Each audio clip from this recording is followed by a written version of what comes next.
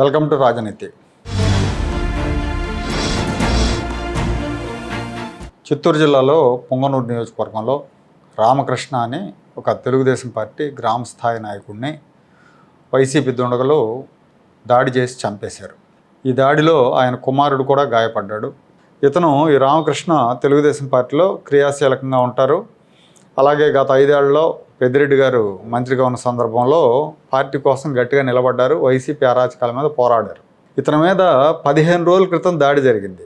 15 రోజుల క్రితం ఇతని మీద ఇతని కుమారుడు, ఇతని కోడలు, అంతకుముందు ఇతని భార్య మీద జరిగింది. తెలుగుదేశం పార్టీ గెలిచినప్పుడు కేక్ కటింగ్ చేస్తుంటే ఇతని భార్య మీదగా 2 వీలర్తో గుద్ది దాడి చేశారు ఇతని భార్య మీద. ఆ తర్వాత 15 రోజుల క్రితం మళ్ళీ దాడి చేశారు.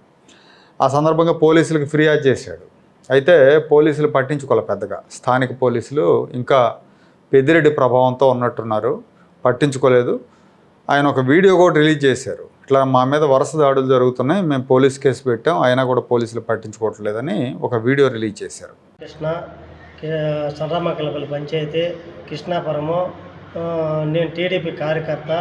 వైసీపీ వాళ్ళు ఎన్ గణపతి, ఎన్ మహేష్, కె వెంకటరమణ, ఎన్ తిర్లోక, వీళ్ళు నలుగురు ఇప్పటికి 4 దఫాలంటే నన్ను ఆడ పడితే ఆడ పట్టుకొని కొట్టేది, ఇది నాది అది నాది అనేది ఇట్లా బెదిరిస్తూ ఉన్నారు. చంద్రబాబు గెలిచినప్పుడు టపాసులు కాల్చి కేక్ కోస్తూ ఉంటే స్కూటీలో వచ్చి నా పిల్లలకి 2 కాళ్ళు ఇచ్చేసినారు. అప్పుడు కంప్లైంట్ ఇస్తే అప్పుడు పట్టించుకోలేదు. మొన్న రీలోనే వచ్చి నేను కంప్లైంట్ ఇస్తే పొంగనూరు పోలీస్ స్టేషన్కి సీఏ ఫోన్ చేస్తే పంపిస్తానని చెప్పి పంపించలేదు సార్.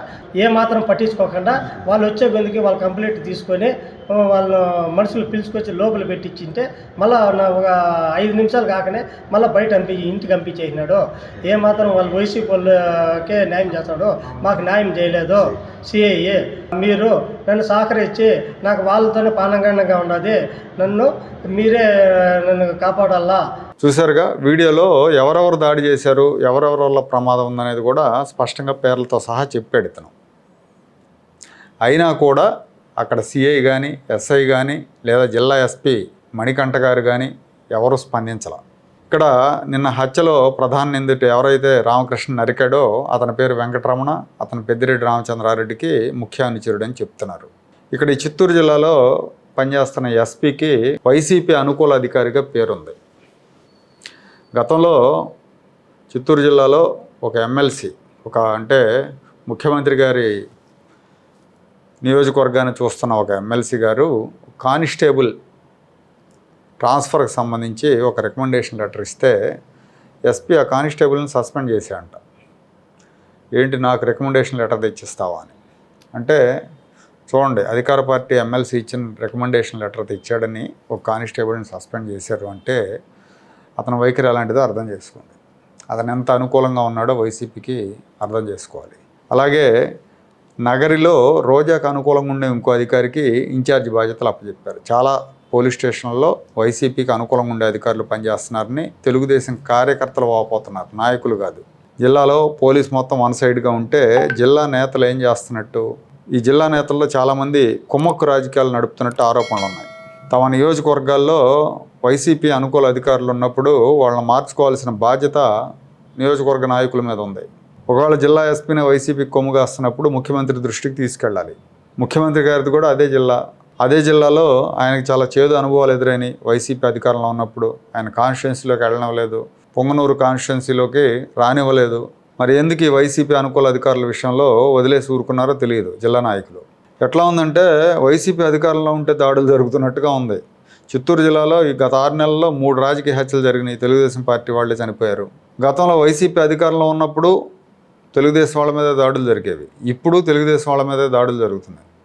అంటే వైసీపీ అధికారంలో ఉన్నప్పుడు ఎప్పుడు కూడా ప్రతిపక్ష తెలుగుదేశం వాళ్ళు వైసీపీ వాళ్ళని కొట్టారని కానీ లేకపోతే హత్యలు చేశారని కానీ ఎక్కడ మనం అంత సాహసం చేయలేరులే తెలుగుదేశం పార్టీ వాళ్ళు. అధికారంలో ఉన్నా కూడా చేయలేరు. ఎందుకంటే వీళ్ళు ఎంతో కొంత సాంప్రదాయవాదులు, పద్ధతి అయిన వాళ్ళు. అవతలేమో అరాచకపు మోక ఉంటుంది. ఆ మోక జోలికి వెళ్ళాలంటే ఎవరైనా కానీ మనకెందుకు వచ్చిన గొడవ అనుకుంటారు. ఆ మోకలో ఎక్కువ మందికి క్రిమినల్ బ్యాక్గ్రౌండ్ ఉంటుంది. అందుకే పట్టపగ్గాలు లేకుండా చెలరేపుతారు. వీళ్ళని అడ్డుకోకపోతే రాష్ట్రాన్ని రావణ కాష్టంలాగా మారుస్తారు. కక్ష సాధింపులు వద్దు, ప్రతీకార రాజకీయాలు వద్దు, ఇలాంటి మాటలన్నీ కూడా పట్టణ ప్రాంత విద్యావంతులకు బాగా నచ్చుతాయి. కానీ గ్రౌండ్లో ఈ దాడులను ఎదుర్కొన్న వాళ్ళకి ఇవి నచ్చవు. ఒకవైపు వాడు కత్తులు వేట కొడవలు తీసుకొని మమ్మల్ని నరకడానికి వస్తుంటే మీరు కక్ష సాధింపులు వద్దు, ప్రతీకార రాజకీయాలు వద్దు అనే మాటలు నాయకులు చెప్తూ ఉంటే వాళ్ళు తట్టుకోలేరు. ఎందుకంటే అక్కడ వాళ్ళు ప్రాణభయం ఉంటుంది. నిత్యం వాళ్ళు అక్కడే ఉండాలి, వాటిని ఫేస్ చేయాలి. సో దానికి అడ్డుకట్ట వేయాలంటే ఆ దాడులు చేసే వాళ్ళ మీద కఠిన చర్యలు తీసుకోవాల్సింది ఎవరో పోలీసులు. ఈ పోలీసులు ఏమో కుమ్మక్కైపోతున్నారు. దాని మూలంగా నిత్యం బతుకు భయంతో బతకాల్సిన పరిస్థితి, ముఖ్యంగా రాయలసీమ జిల్లాలో. ఇది గాంధీ యుగం కాదు, గాడ్సే యుగం.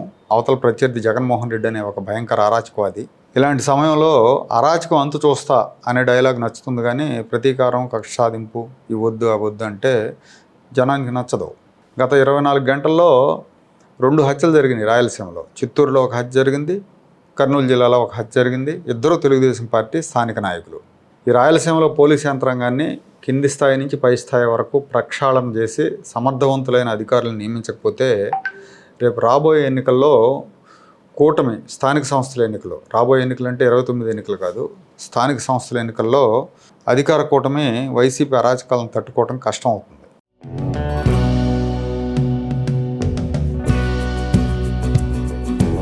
Like, share and subscribe to Rajaniti channel.